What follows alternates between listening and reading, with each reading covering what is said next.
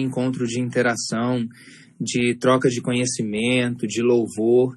Então é mais ou menos isso que a gente está vendo aqui.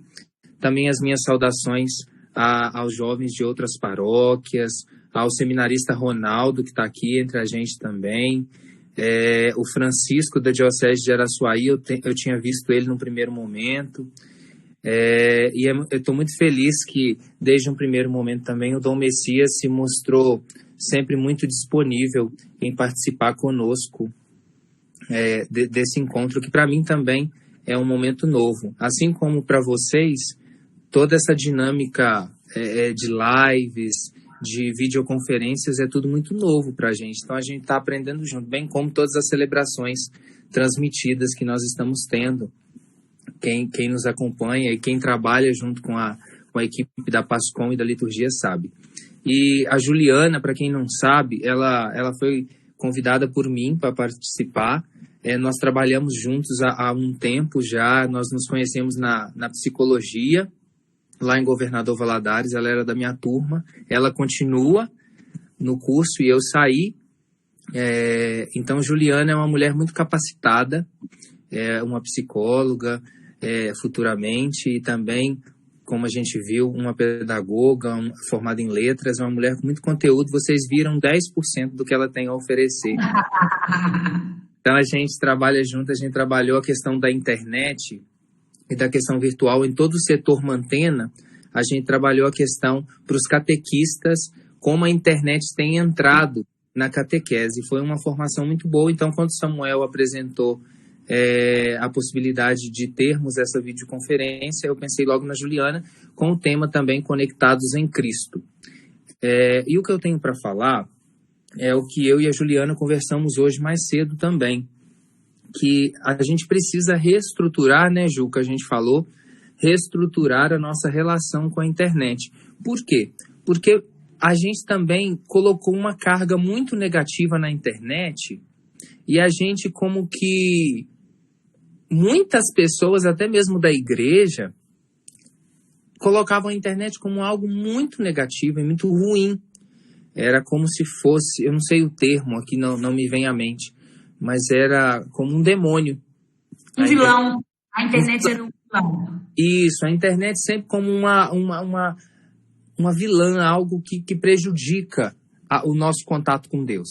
E desde que eu trabalhei com a Juliana lá no setor Mantena, em Mendes Pimentel, a gente criou-se o termo hoje, o cybergraça e o cyberpecado. Então, a gente veio trabalhando como também o espaço virtual é também um espaço da manifestação da graça de Deus. Como que a gente percebe que a internet é um espaço onde a graça de Deus se manifesta? A gente está vendo nas transmissões hoje das missas, das lives religiosas, dos terços, de palestras com cunho religioso para falar da pessoa de Jesus Cristo. Então a gente viu, em meio a essa pandemia, que a internet ela pode contribuir muito para que a gente se aproxime da palavra de Deus e de Deus, de certa forma. Eu acredito que se nós estivéssemos todos desconectados virtualmente, eu acredito que seria pior. Não tem como eu mensurar como seria. Mas eu acredito... Oi. Deixa eu fazer uma colocação. Eu sou mais velha do que boa parte de daí.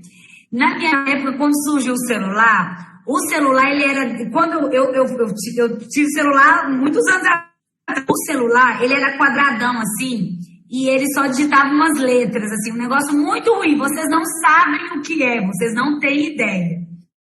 E aí, alguém mandou uma mensagem num grupo que eu estava assim, tá ruim a pandemia? Tá ruim ficar em isolamento? Aí tá péssimo. Aí a pessoa uma foto desse celular antigo.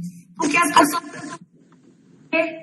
Então, poderia ser pior. Então, que vocês pensem sobre isso. Porque se fosse naquela época, a gente não conseguiria ter nem esse contato que estamos tendo atualmente. Então, eu acredito que fica para nós, nesse tempo, que também a internet e os meios de comunicação nos possibilitaram nos conectarmos com Cristo também e descobrirmos inúmeras funções dentro da tecnologia que nos possibilitam nos aproximarmos de Deus. Então, tudo aquilo que era antes um vilão vai se tornando também uma outra coisa, não é tão negativa. A internet tem seu lado positivo e ela vem para que a palavra de Deus ela chegue na casa das pessoas, ela chegue até o coração de muitas pessoas. Então, a gente percebe que a gente vive mais do que nunca numa sociedade extremamente conectada.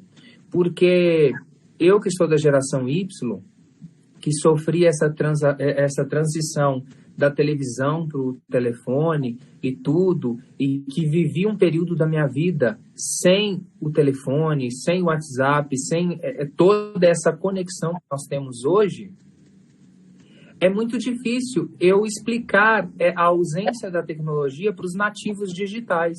Ou seja, para aquelas pessoas que já nasceram, né, Juliana? Já nasceram conectadas. Para elas, a internet já não é mais uma palavra, mas sim algo intrínseco, pertence a elas. Então, eu acho que a gente tem, esse tempo, mais do que nunca, ver os lados positivos da internet, que são muitos, mas também ver aquilo que não deu certo e aquilo que prejudicou.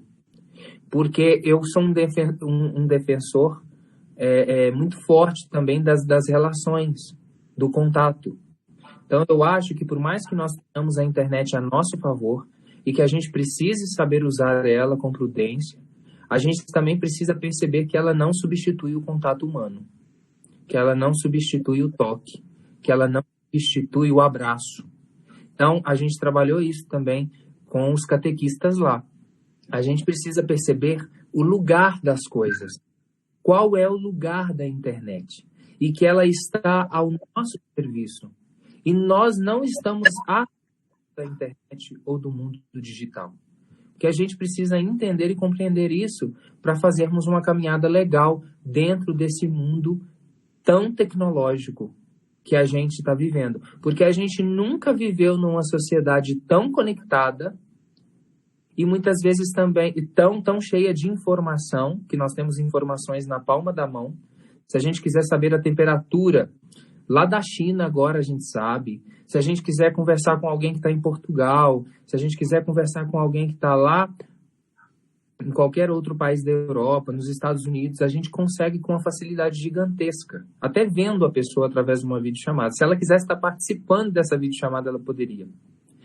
Mas, assim, a gente precisa tomar os devidos cuidados, porque a gente vem percebendo também que o excesso de conexão de maneira errada, de poluição tecnológica, vem prejudicando também as nossas relações interpessoais. O nosso contato com o próximo vem sendo cada vez menos. Então, a gente... Deixa eu só dar um exemplo de algumas coisas que eu tenho percebido, sem fazer juízo de valor, a internet tão favorável, né? Para que possamos conversar com os nossos entes queridos, com os nossos amigos, que estão distantes de nós, mas, e eu confesso que já me peguei fazendo isso, eu tenho uma filha adolescente, às vezes eu estou num quarto pequena, eu mando para ela, vem aqui. Então, se a gente pensar no uso da tecnologia, é esse uso que a gente tem que saber administrar. Inclusive, gente, o excesso da tecnologia, ela tem nos causado muitas aflições. Eu não sei se vocês têm percebido o quanto as pessoas têm comparado suas vidas com as vidas. Nós temos a vida real e comparamos a nossa vida com a tecnológica, com a vida das redes sociais. Só que nós esquecemos que na internet só coloca aquilo que a gente quer. Então, isso tem afetado. O padrão de beleza dos jovens, ele tem sido afetado porque eles veem coisas na internet que muitas vezes não é verdade. Então, que vocês, jovens, pensem sobre isso e que vocês usem um óculos que filtre o que vocês veem, que vocês ouçam com o ouvido apurado, conseguir fazer distinção realmente é positivo e que o que for positivo vocês utilizem de maneira a alcançar outras vidas e que isso também traga tranquilidade, traga saúde mental, porque vocês, e eu já falei várias vezes e vou falar de novo, uma força, vocês são quem vão levar. Sim.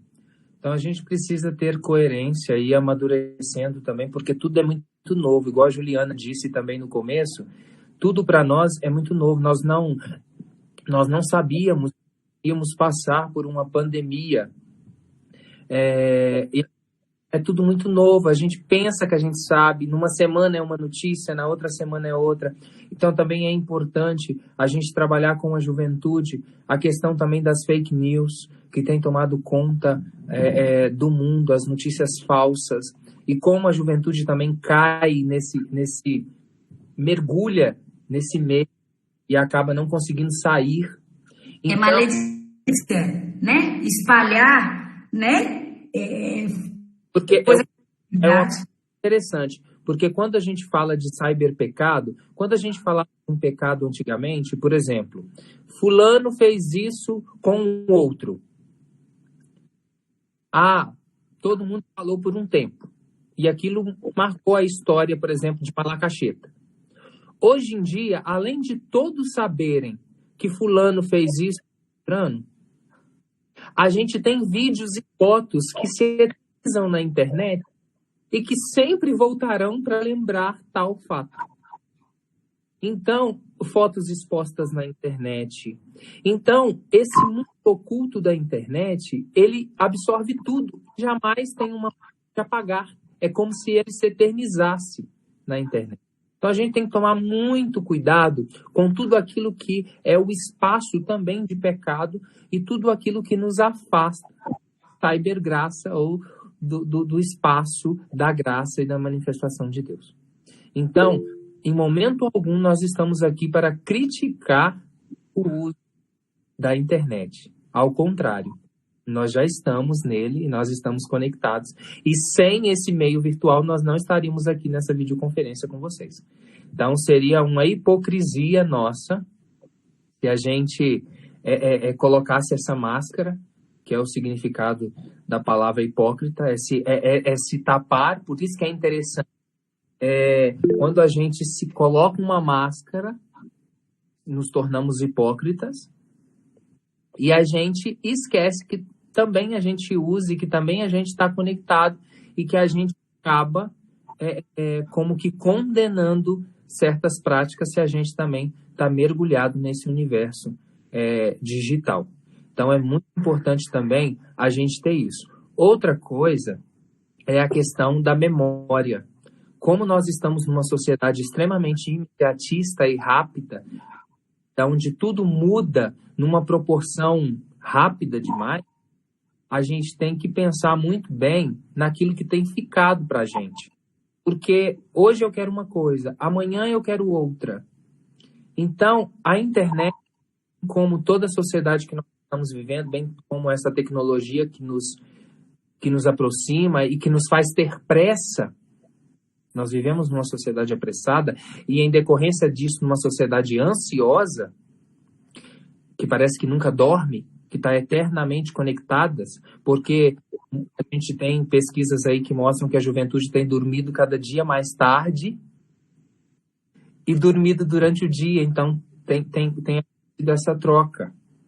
Então, a gente deve refletir sobre tudo isso e, principalmente, analisar o quanto isso não tem afetado também toda a minha vida e toda a minha caminhada, ao ponto de eu me afastar de tudo, de amigos, para ficar mergulhado nesse universo.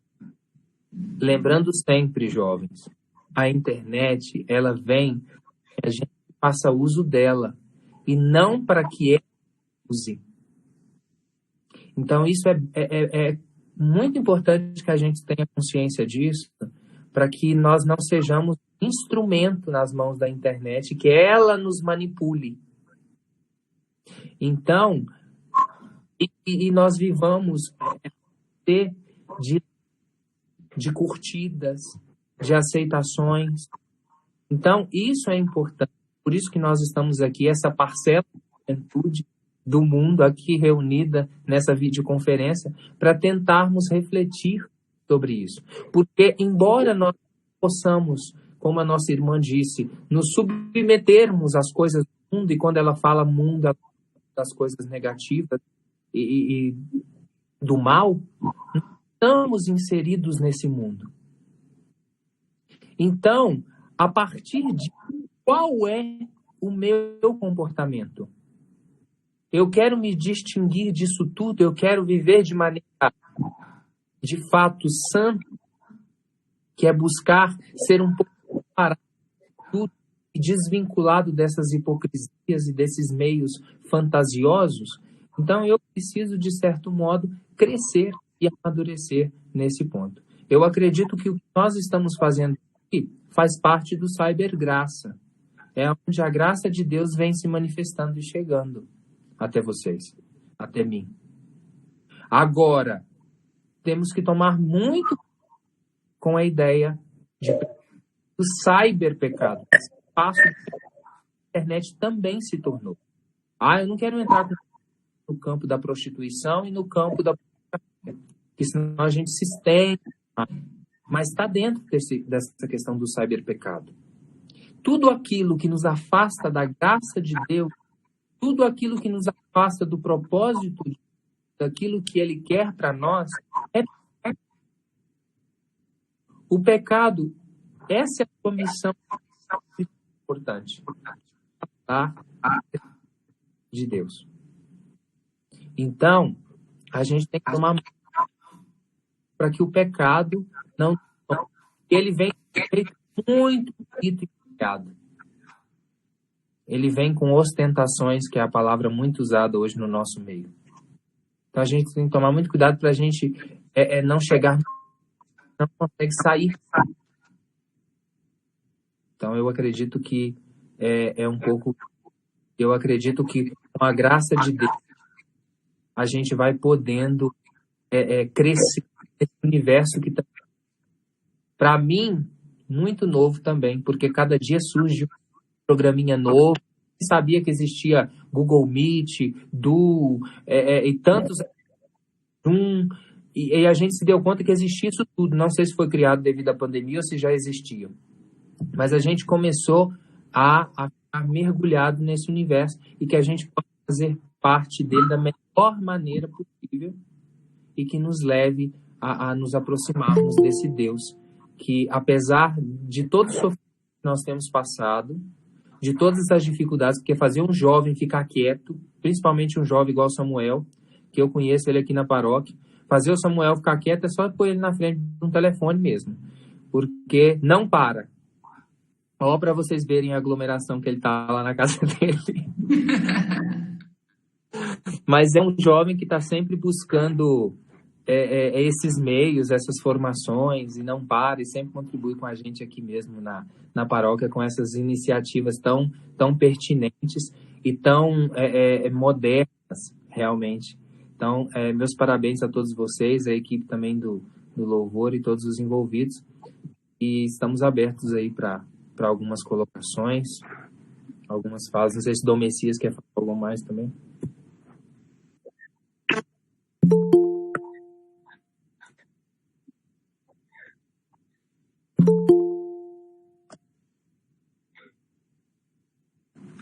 Sim, eu participei de um congresso de pastoral da comunicação e aí foi falado sobre a fake news e aí o palestrante falou, olha, mas hoje tem também a facão news. O que é o facão? O facão corta, né, utilizado para cortar. Então, a notícia cortada, a notícia dada pela metade, porque quer confundir as pessoas.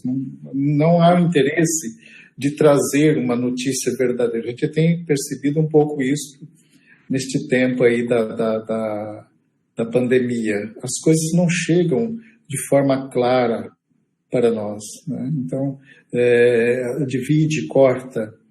E a gente pode, às vezes, até utilizar isso também, né? Nunca diz a verdade completa, diz um pouco e gera confusão. Então, foi isso quando o diácono Ramon falou da fake news. Aí eu me recordei desta colocação lá do assessor, e é uma coisa que praticamente quase não se fala, né? Facão News, mas está por aí. Foi isso. E também no encontro que a gente teve em São Paulo, da Pastoral Vocacional, as psicólogas que estavam lá com a gente na formação, elas disseram que, para quem trabalha com a juventude ou com os vocacionados, é importante sempre levarmos o jovem a descobrir o sentido da vida e um propósito para a sua vida. Todos nós temos um propósito, todos. Então a gente precisa descobrir qual o nosso propósito aqui nesse mundo. Porque hoje eu estava escutando uma formação e eu achei muito importante, eu deixo aqui de exemplo para vocês. Não sei se eu vou conseguir retratá-la com uma perfeição exata, como a que eu escutei. Que foi, o pregador, ele citava a ideia de um pesque pague. Eu acredito que todos vocês conheçam e sabem o que é um pesque pague. Então, qual a ideia do pesque pague? Você recebe uma vara lá com uma isca e vai lá para pescar. E você fica lá. Você pode pescar com 5 minutos, você já pode efetuar uma pesca. Não sei se a palavra efetuar cabe aqui, mas tudo bem. Mas realizar uma pesca. Mas efetuar foi triste. Mas vocês podem realizar uma pesca, mas vocês podem ficar lá 2 horas e não pescar nada. O que eu gostaria de levar à reflexão? É porque muitas vezes aquele que está um pouco afastado de nós ou do outro lado do lago, quando pesca, a nossa primeira reação é, se a gente já tiver 2 horas lá e ele tiver acabado de chegar e ele pescar, a nossa primeira reação é olhar para o lado e falar, poxa, como que ele pescou alguma coisa e eu nada até agora? A nossa primeira reação pode ser essa. E o que a gente faz? A gente levanta e vai para onde? Para onde ele estava. E a gente, porque o outro pescou, a gente acha que também a gente vai pescar. Porque muitas vezes eu fico tão atento ao outro, à pesca do outro, ao que o outro faz, ao propósito do outro, que eu esqueço também de tomar o meu próprio tempo. Então, o tempo do outro é aquele, o meu tempo é esse. Então a gente precisa entender o tempo de cada um e o propósito de vida de cada um. Porque senão eu sempre vou estar interessado na pesca alheia e no propósito alheio. E eu vou me frustrar, enquanto eu não entender o meu propósito aqui nesse mundo. Então eu preciso entender, principalmente a juventude hoje, principalmente eu me coloco nesse grupo também, que é aprender a esperar, a entender o tempo de Deus, que é o Kairos. Porque a gente precisa entender que o tempo dele é perfeito. Embora a gente esteja mergulhado no Cronos, né, lógico, rápido e imediato, Deus tem uma forma distinta de trabalhar. É claro que Deus, o Kairos, o seu tempo perfeito, entra no nosso tempo também. Mas a gente precisa confiar mais no tempo de Deus. E eu sempre também gosto de citar outro exemplo, que é o exemplo do miojo. E o miojo é muito rápido de preparar, é 3 minutos. Mas para você fazer uma massa, leva tempo. E fica bem melhor do que o miojo. Então a gente precisa entender que nem sempre a resposta imediata, aquilo que a gente quer muito rápido, é o melhor para nós. E diante de uma sociedade tão tecnológica, tão conectada, a gente precisa entender um pouco mais o valor do tempo. Porque o tempo faz a gente entender muitas coisas e traz muitas respostas para cada um de nós. Então a gente precisa aprender a esperar. E eu digo para vocês porque para mim está sendo esse tempo de espera, porque estava tudo certo para viver uma ordenação em setembro e vem a pandemia e muda todos os meus projetos pessoais. Não tem um culpado, tem um vírus que assustou o mundo inteiro. E eu tenho que, de alguma forma, saber esperar um próximo momento. Então, às vezes, as circunstâncias da vida chegam e mudam todas as nossas certezas. Mas uma certeza deve prevalecer, a de que Deus está sempre ao nosso lado e Ele não nos desampara e Ele sempre cuida de nós. Então eu acredito que vocês, enquanto grupo, devem entender um pouco sobre tempo, porque eu também estou muito interessado nesse assunto e tenho estudado muito. Principalmente que nos últimos tempos, eu estava lendo uma matéria hoje de um psicólogo amigo meu, o Ivan, lá do Nordeste, e ele disse no seu texto que a frase mais falada no mundo atualmente é "vai passar". A frase mais falada no mundo e mais digitada nas redes sociais é "vai passar". Porque o mundo se uniu para falar essa frase, "vai passar". Aí ele discorre, depois eu envio para vocês, tudo sobre esse "vai passar". Sim, vai passar. Mas o que fica disso tudo?